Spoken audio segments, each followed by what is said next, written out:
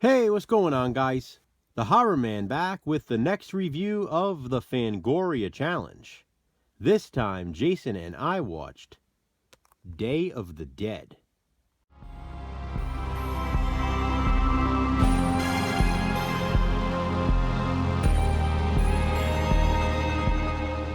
Day of the Dead is the third film in George A. Romero's Living Dead saga.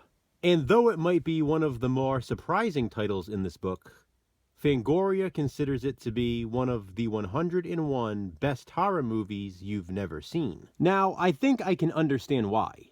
At the time of its publication, Romero's Living Dead saga was a Living Dead trilogy. We had Night of the Living Dead, Dawn of the Dead, and Day of the Dead. With the popularity of the first two, Day of the Dead has always seemed to take a back seat, with the exception of when it was first released. Night of the Living Dead is obviously one of the most famous and influential horror movies of all time. Dawn of the Dead, I'd say, is probably the universal favorite among fans. I also personally consider Dawn of the Dead to be one of the greatest horror films ever made. And then, up until the point when this book was released, we also had Day of the Dead. When this was a Living Dead trilogy, Day of the Dead was clearly the least popular. Day of the Dead follows a group of survivors, including military personnel and scientists, stationed in an underground bunker. The living dead now outnumber the living at an estimated 400,000 to 1. Fighting is no longer an option, which is why the scientists are trying to take a different approach. Some of the living dead are captured as specimens to be experimented on.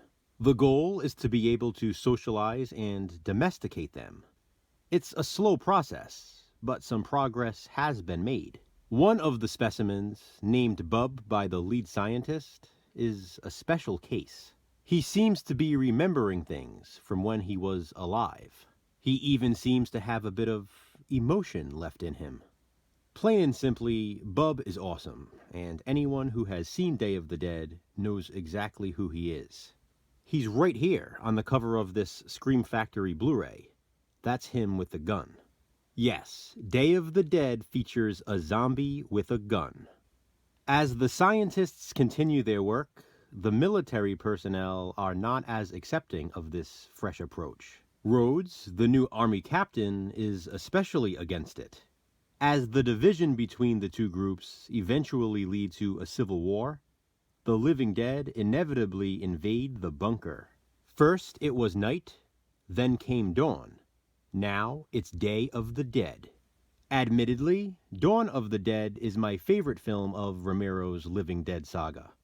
But Day of the Dead undoubtedly features the best special effects. There is practical gore galore in Day of the Dead, and we have Tom Savini to thank for that. In fact, maybe one of the most famous kills in horror history takes place in Day of the Dead.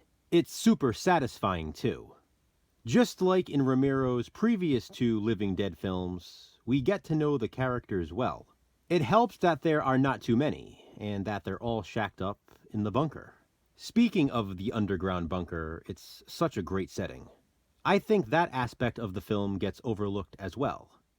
We have the classic farmhouse setting in Night of the Living Dead, and the iconic mall setting in Dawn of the Dead.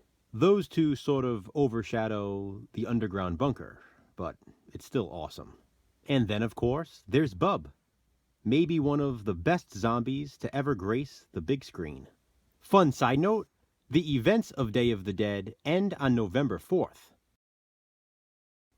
This video is being uploaded on November 4th. That was not planned, it was just a cool coincidence. Day of the Dead, I'd say, is the film most like The Walking Dead. The whole divisiveness within the living community is something we've seen a lot in that TV series. I guess there are similarities to The Walking Dead in Romero's other Living Dead movies as well though, including my relatable recommendation, George A. Romero's Land of the Dead.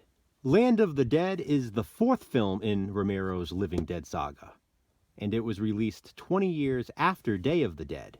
Day of the Dead was released in 1985, and Land of the Dead was released in 2005. The setting of this one takes us to a walled-in city, but the dead are evolving. Land of the Dead has a good cast, too. But have you seen Day of the Dead? If so, what do you think of it? And where would you rank it in Romero's Living Dead saga?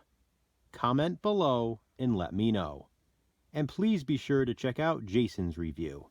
What will we watch next for the Fangoria Challenge? Check back soon to find out. Thanks for watching, guys. Hit that thumbs up and, be kind, subscribe.